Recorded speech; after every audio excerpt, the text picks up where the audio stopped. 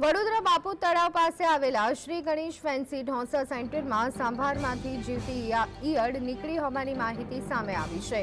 21મી સપ્ટેમ્બરે રાત્રે ગ્રાહક ઢોસા ખાવા માટે ગયા હતા।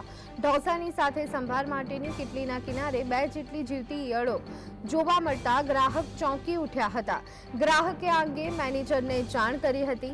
ઈયળો સળવળતી જોવા મળતા ગ્રાહક જમ્યા વગર જ ત્યાંથી જતા રહ્યા હતા।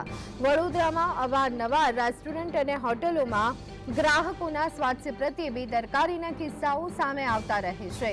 વારંવાર જીવાત નીકળવાના કિસ્સાઓ સામે આવતા પાલિકા તંત્ર કાર્યવાહી પર સવાલ ઉઠી રહ્યા છે।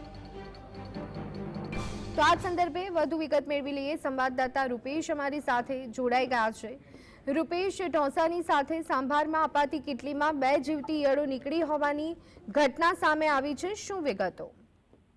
જી ચોક્કસ, આ વડોદરાના બાપોત રોડની ઘટના છે કે જ્યાં આગળ ગ્રાહક ઢોસા ખાવા માટે ગયો હતો। ત્યાં આગળ સંભાર આપવામાં આવે છે ઢોસાની સાથે। એ સંભારમાં જે રીતે ઈયળો બિલકુલ ઢોસાનો જે જગ છે એટલે કે રસો આવે છે ઢોસાનો એના પર જે ઈયળો દેખાઈ, કદાચ ગ્રાહક ચોંકી ગયો।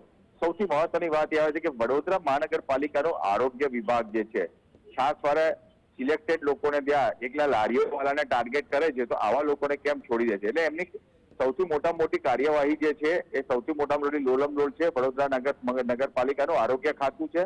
આરોગ્ય ખાતાની લોલમલોલ અને હપ્તાખોરીના કારણે જ આવા લોકોને છૂટો દોર મળે છે અને લોકોને આરોગ્ય સાથે છેડા થાય છે।